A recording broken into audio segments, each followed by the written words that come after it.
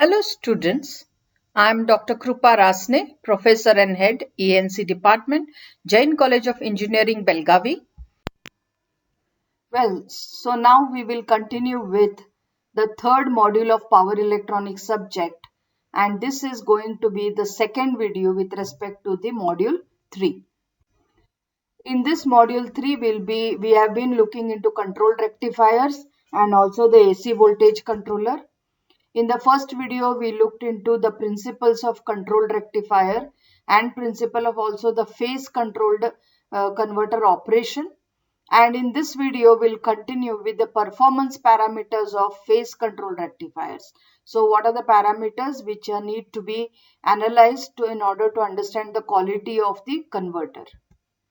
And we'll also look into single phase semi converter with RL load.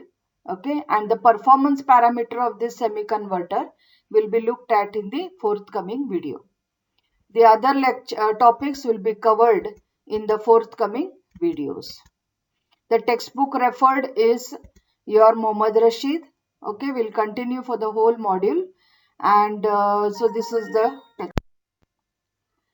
So now let us look at the performance parameters of a phase controlled rectifier. So we know a rectifier has got an AC input and it will deliver a DC output. So what is important to us is the DC power at the output. But we should also remember that not everything is DC at the output. There will be some AC component also present, and hence we should also evaluate the AC power at the output, and we can evaluate the efficiency taking into consideration the DC power upon AC power. So let us look at the output DC power, that is the average output power that is delivered to the load. So we can say P0 DC is, P0 means output, is equal to V output DC into current output DC, or we can simply write PDC equal to VDC into IDC. Okay, so where VDC is nothing but the average DC value of the output voltage and IDC is nothing but the average means DC component value of the output current. Similarly, to calculate AC power, we'll write output AC is equal to output RMS voltage into output RMS current, because RMS represents the root mean square, which is nothing but the AC component. So efficiency of rectification ratio can be defined as eta equal to P DC, power output with respect to DC, upon power output with respect to AC. And percentage efficiency can be got by multiplying this efficiency by 100.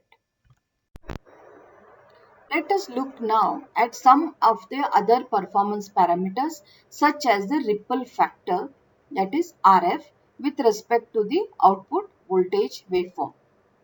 So the ripple factor can be given as VR RMS upon output DC. So this VR RMS can be written as VAC upon VDC, where VDAC is represented, we know, as V naught squared RMS minus V naught squared DC under the root sign. So this is a formula that we have studied earlier also in earlier classes, and divided by V naught DC.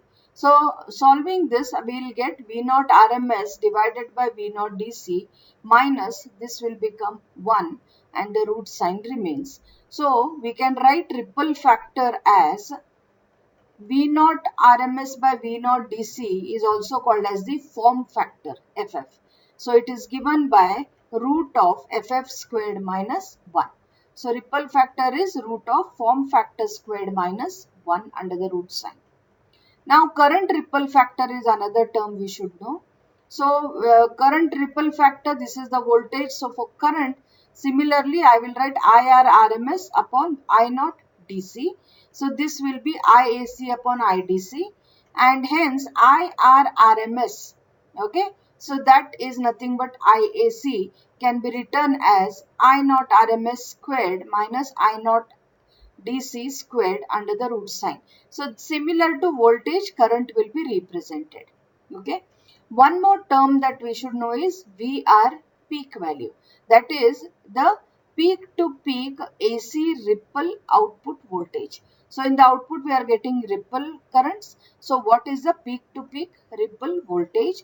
And its formula is equal to V naught max, maximum output voltage, minus V naught minimum. Okay, and peak to peak ripple current also will be similarly represented as I naught maximum value minus the minimum I naught current. Okay, so some of these parameters that we should know. So here we have known ripple factor, we have understood what is form factor, and we have also understood ripple factor with respect to both voltage and current.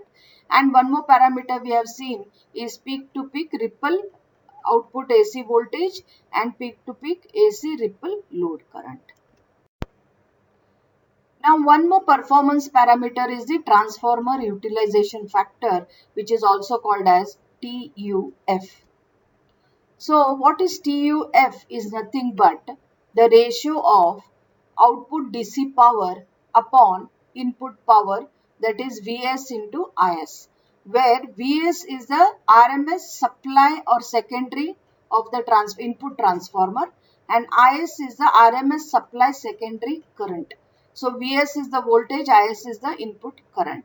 So if you see this Vs Is plotting that we have drawn with respect to omega t, input is a voltage Vs, which is a sinusoidal Vm sin omega t, and since we may have RL load, right, and also the source also may have some inductive, the current will be a little phase shifted, and hence I am representing the input current with a phase shift, like there is a phase shift with respect to voltage.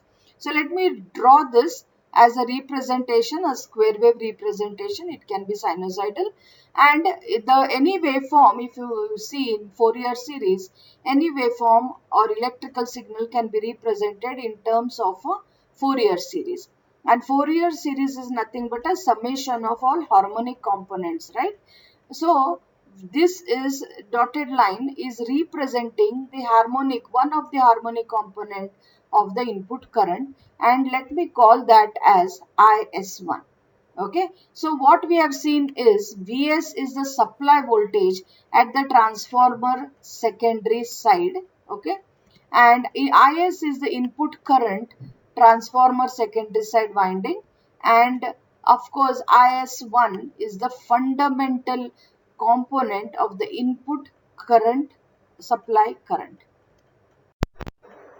In this slide, let us look at another two components, the displacement angle and the harmonic factor of the performance parameter. So what is displacement angle? I told you it is a phase shift between the input voltage and the load current. And for an RL load, the phase or phi is nothing but the load impedance angle, and that is given by tan inverse of WL by R for an RL load. So displacement factor or fundamental power factor. So we know the angle, displacement angle. So what is displacement factor? It is nothing but the cosine of that displacement angle phi. Now another term that we learn here is the harmonic factor. So how is the harmonic factor, which is also called as THD or total harmonic distortion factor? It will tell you how the waveform is distorted and not perfectly a sine wave, right? So HF can be given as Is squared. We know Is is the input current, supply current, minus Is1 squared. Is1 squared is your fundamental component of the supply current, divided by Is1 squared under the root sign. So we can simplify it in this fashion, and this is what we get as the harmonic factor. So in this slide we have understood what is displacement angle, what is displacement factor, that is cosine of angle, displacement angle, and how to evaluate angle, that is displacement angle is tan inverse omega L by R, and also understood what is harmonic factor or THD, that is total harmonic distortion. Okay. So let us continue with the next performance parameter, very important parameter, and this is the input power factor. So input power factor is basically nothing but the ratio of Vs. This is the supply voltage, which is normally the supply taken from the input transformer, but the secondary winding, multiplied by IS1. IS1 is the fundamental supply current upon Vs into Is, that is the input supply power, and into cos of phi. So Vs and Vs cancels, I'll get Is1 upon Is into cos phi. So note that power factor basically depends upon the fundamental current and the RMS value of the input current, right? And how similar they are. That is how the input power factor is determined. And that actually even adds up, to your electricity billing and all that. So power factor is an important parameter, and it tells how close the fundamental component of the current is closer to the shape of the input supply current. Next is the crest factor, that is CF, and this is nothing but the peak value of Is divided by RMS value of the input supply current. So Is peak upon Is. So these are all these parameters that we have seen. Let us look at the consolidated, or what are the ideal required value for any controlled rectifier. Okay. So what it says is the form factor has to be 1, and efficiency, okay, that is PDC upon PAC, that efficiency has to be 100%, and VAC, that is we expect no ripple to be at the output. So the ripple value, RMS value of the ripple, which we call it as VAC, and that is equal to 0. And this is transformer utilization factor, and it is 1, right? And ripple factor, we don't want any ripple, so its value should be 0.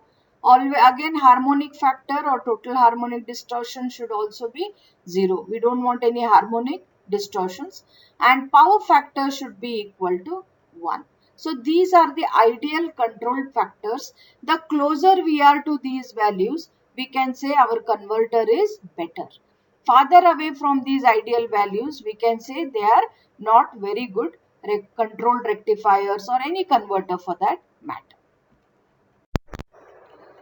So after understanding the difference performance factor of any controlled rectifier, let us understand how you have this half wave rectifier that we have just studied, and we have derived the output and voltage RMS and output DC output voltage and currents with respect to the formula, and let us evaluate the performance parameters as specified in this problem.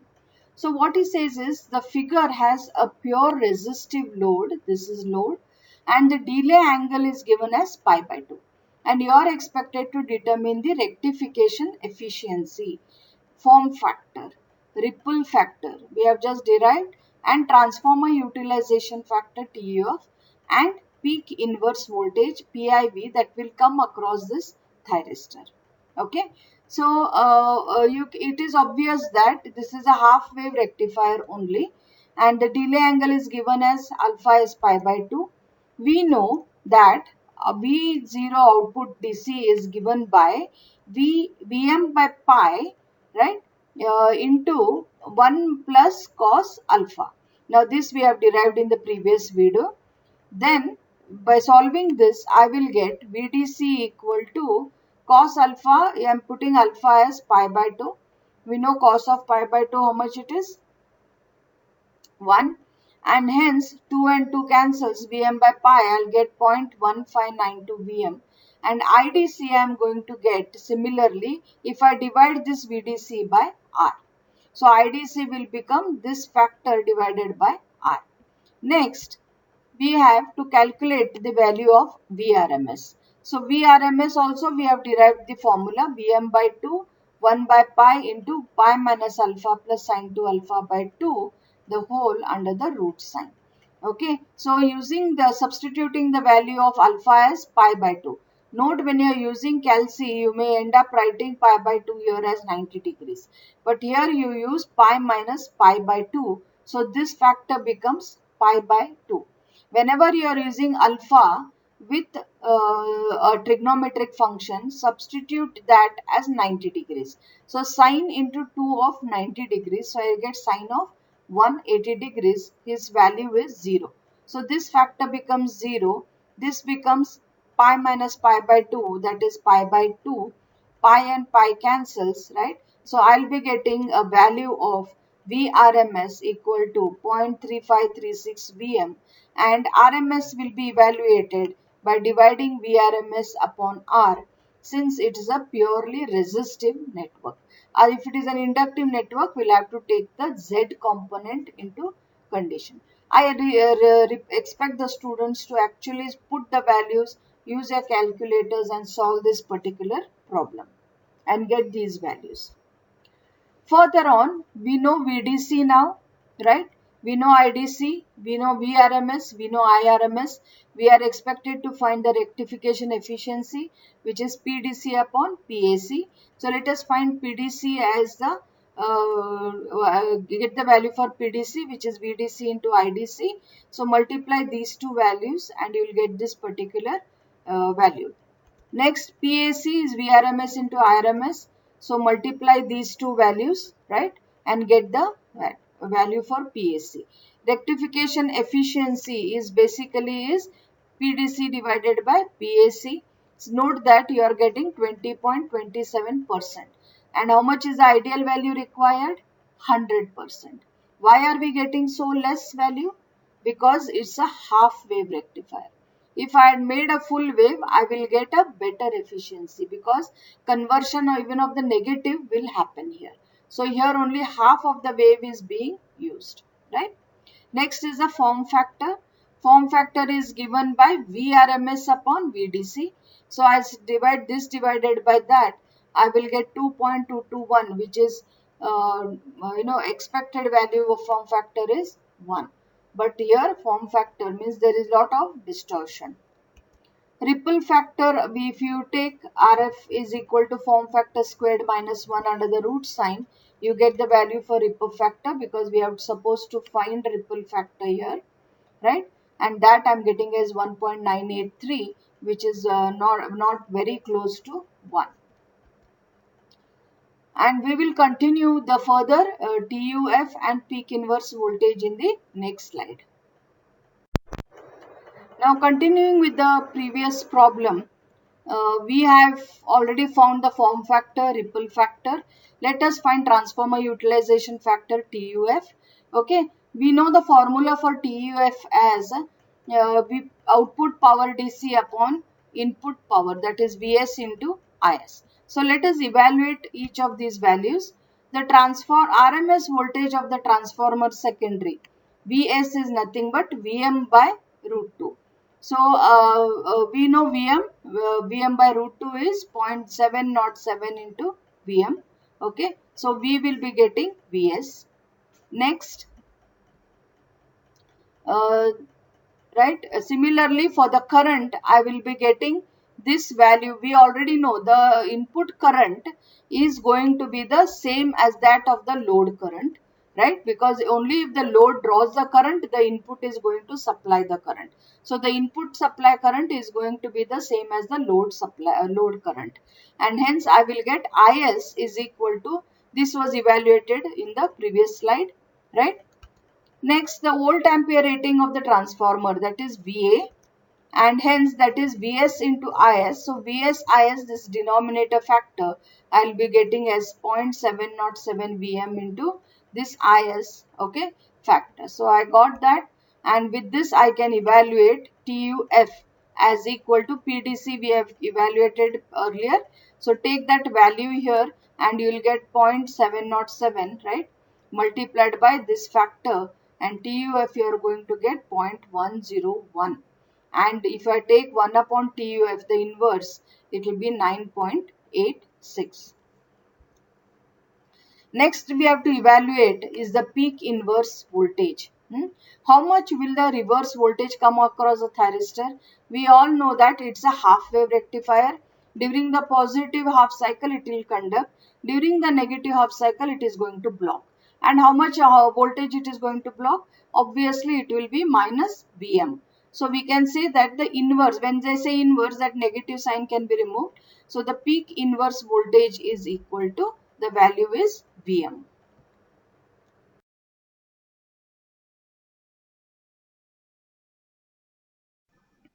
In this module 3, we'll be looking into the control rectifiers and AC voltage controller. In that, we have control rectifiers, introduction, principle of phase controlled converter operations. This will be covering in this particular video. Then followed by full converter, single phase full converter with RL load, single phase dual converters, single phase semi converters with RL load, AC voltage controllers, introduction, principle of on-off control, principle of phase control, single phase controller with resistive and inductive loads. So basically we are looking into two chapters of Rashid, the prescribed textbook. In that we are dealing with two power converters. One is the controlled rectifier and the other is basically the AC voltage controller. So these two chapters have been merged as module 3 and we will have about 7 videos for this particular chapter, and likewise we'll have the Bloom's taxonomy specified as L1, L2, L3. Because of the L3 we'll also be having certain problems to solve in this particular chapter. So the textbook is again Mohammad H. Rashid, Power Electronics, Circuits, Devices and Application, 3rd, 4th editions. Okay, so let us begin with this particular module 3, the first one, that is controlled rectifiers, introduction, principle of phase controlled converter operations.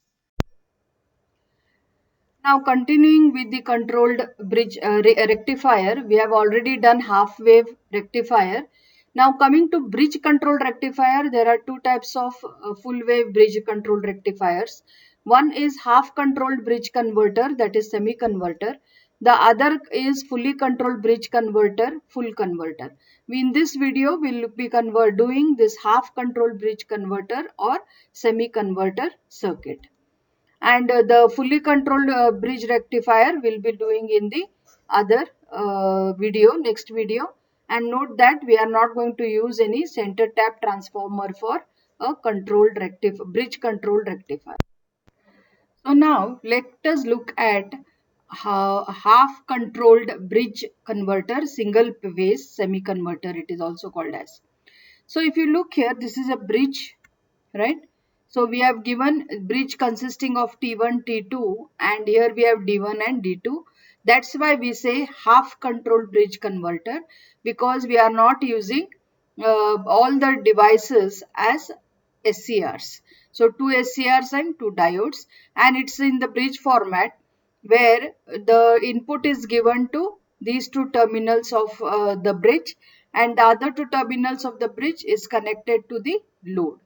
We also have got another diode connected here across this load, and we call it as a freewheeling diode. Okay. Now, if you look at the working principle of this particular circuit, we can know that the input is going to be the secondary of this transformer, which is a sine wave as given here. The sine wave is represented as Vm sine omega t. So Vm is the peak value. And when it is in the positive half cycle, when this is plus and this is minus, obviously T1 will be forward biased and D2 will be forward biased. But what happens is, though D2 is forward biased, the path is not complete because thyristor T1 is not yet triggered. Thyristor will get triggered only at an angle of alpha when a gate current will flow through this. So I am assuming that the gate current is flowing at an angle alpha, right? And T1 will conduct. The minute T1 conducts, the path will be complete. So this is plus. Through the diode T1, it is forward biased and gate pulse has arrived at angle alpha. Through this diode, the current will flow. Come here. This diode is forward biased, right? Because this is negative. So this diode is forward biased, current will flow. So it will enter the negative terminal of the input transformer. So because of that, from alpha to pi, you can see the thyristor T1 is going to conduct, and also D2 has to conduct parallelly. So where is D2 now? D2 waveform is here. So you will note that T1 and D2 are conducting between alpha to pi, and they carry the current of the load. Okay, and hence these two thyristors are on, current is flowing through the load.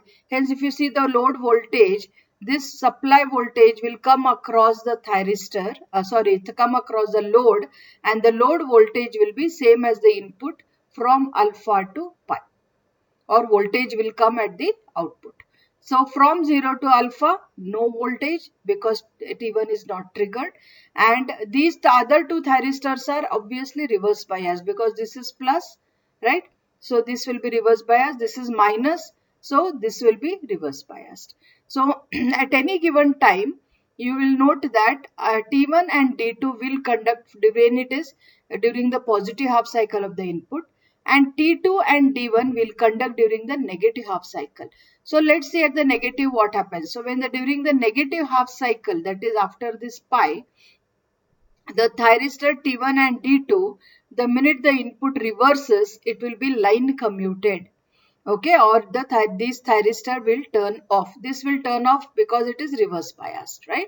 And then what happens is this negative voltage will come at the input. So this is minus and this is plus. So the plus terminal is connected here. So obviously T2 will be forward biased.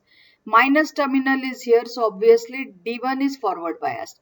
D1 doesn't require gate, but T2 will require the gate, and T2 will get the gate at pi plus alpha. So till and until T2 is turned on, the diode will not be able to complete the circuit. So it will also not conduct, though it is already forward biased. So both will conduct only when gate is triggered. So in this way we can actually save two thyristors instead and replace it with two diodes like this. So what we observe is the load current will flow only from pi plus alpha to 2 pi during the negative half cycle.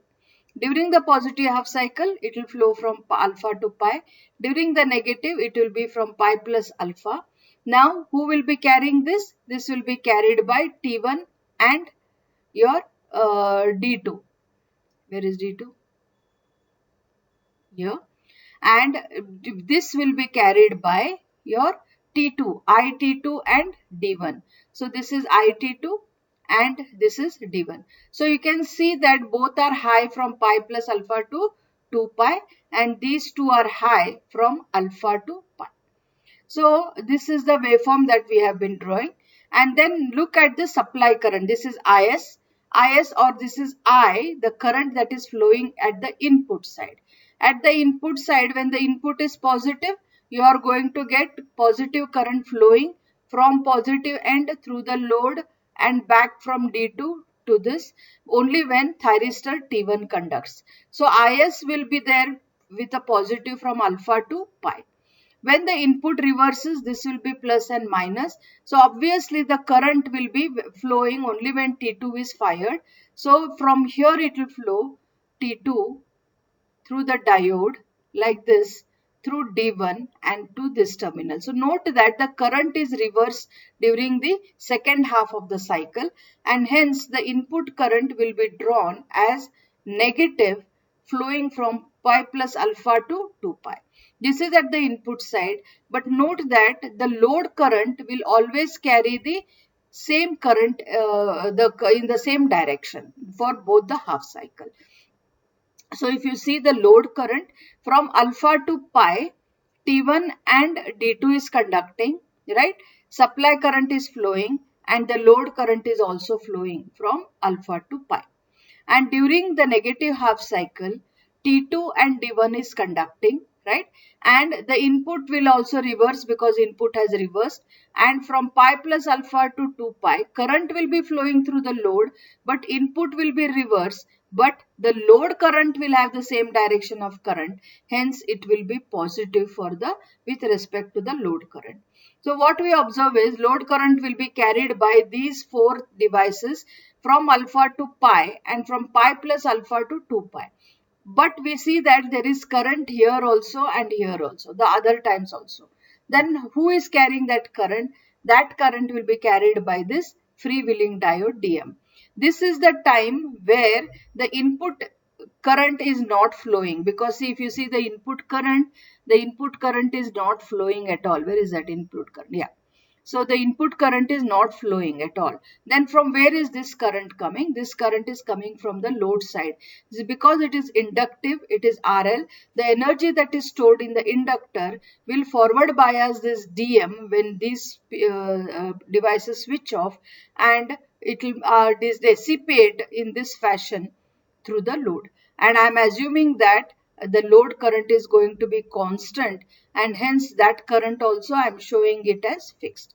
So whenever the transfer devices are not conducting during those period, the inductor that is energy that is stored in the load will be dissipated or free-wheeled through this diode DM.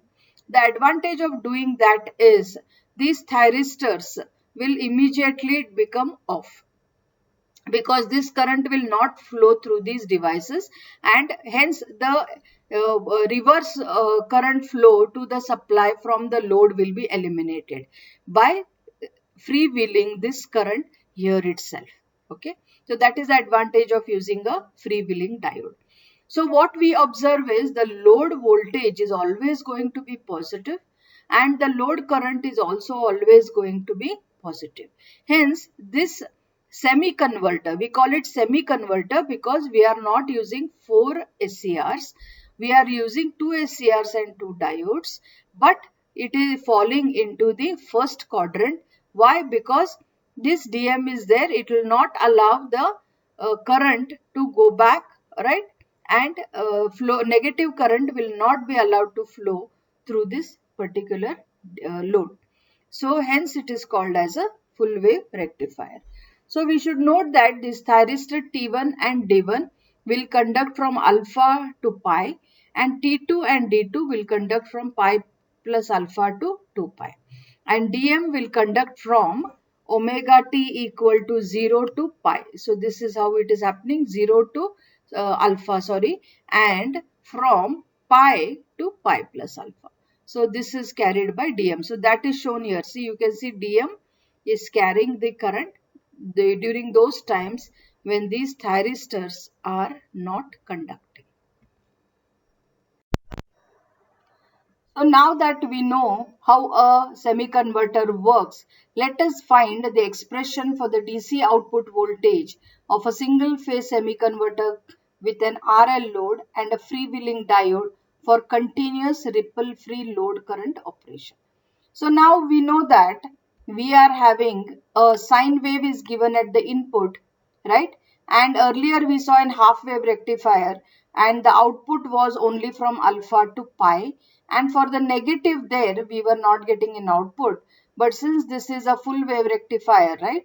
We are going to get two pulses, one for half wave, first half wave, positive half wave from alpha to pi, and the other for the negative half wave from pi plus alpha to 2 pi, right?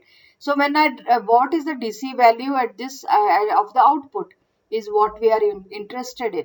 So V naught DC or VDC equal to 1 upon 2 pi we had taken in diode, but now there are two pulses. There were only one pulses in one period. So we'll write 2 upon 2 pi. So 2 and 2 cancels. So this will be 1 upon pi.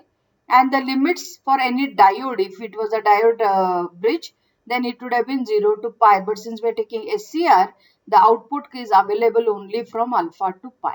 So put the limits as alpha to pi, and V naught d omega t. V naught is nothing but, this is nothing but this sine wave, right? So Vm sine omega t. So that is put there. Solving the integration, we know sine omega t is minus cos omega t. Get this Vm outside and put the limits here, minus cos pi plus cos of alpha inside the bracket, and we know that cos of pi is minus 1. With this I get an expression for output DC or output average value of the semiconverter, half wave semiconverter, and that is Vm by pi 1 plus cos alpha. Now, continuing with a single phase semi-converter, we have to find what is the maximum value at the output that you can get. We know that we have just seen that VDC is equal to Vm by pi 1 plus cos alpha. When is VDC going to be maximum? VDC will be maximum only when the whole of half cycle comes at the output. That is when I bring alpha to 0. We know that alpha can vary from 0 to pi. So the maximum voltage will appear when alpha is 0. So if I substitute alpha equal to 0, okay, so cos of 0, we know you are going to get 1. So you will get 2 Vm by pi, which will be the maximum DC voltage that you will get if alpha is made equal to 0. Okay, and the minimum voltage will be when alpha is equal to pi, because at pi, if you trigger, the negative voltage will start. So output will be 0 from 0 to pi, hence no output. Now, there is one more equation we have seen for half wave, and hence we'll continue to see for semi-converters as well. So that is the normalized DC output voltage, which is nothing but the ratio of VDC upon the peak value or maximum VDC value. So VDC is Vm upon pi 1 plus cos alpha divided by maximum value is given by 2 Vm by pi, and hence we will get an expression Vm cancels, pi cancels, 1 upon 2 1 plus cos alpha. So this is the normalized DC output voltage. Now, after seeing the expression for output average voltage, let us continue with the derivation for the RMS or AC value at the output. Okay, so RMS output voltage or V0 RMS of a single phase semi-converter with RL load current operations. And hence we know that V0 RMS, the general formula is 2 upon 2 pi, because there are two pulses coming in one period. So from alpha to pi, Vm squared sin squared omega t omega t to the power of half or under the root sign. Now this is a general expression.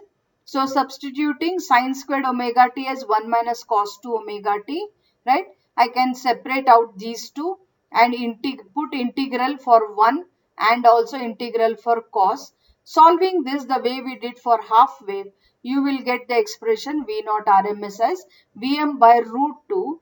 Inside the bracket we'll get 1 by pi, inside pi minus alpha plus sine 2 alpha by 2 under the root sign. Okay, so these two expressions are important for us, VDC and VRMS at the output voltage. So let me thank you for your patient listening. If you have any questions, please get back to me. Thank you so much.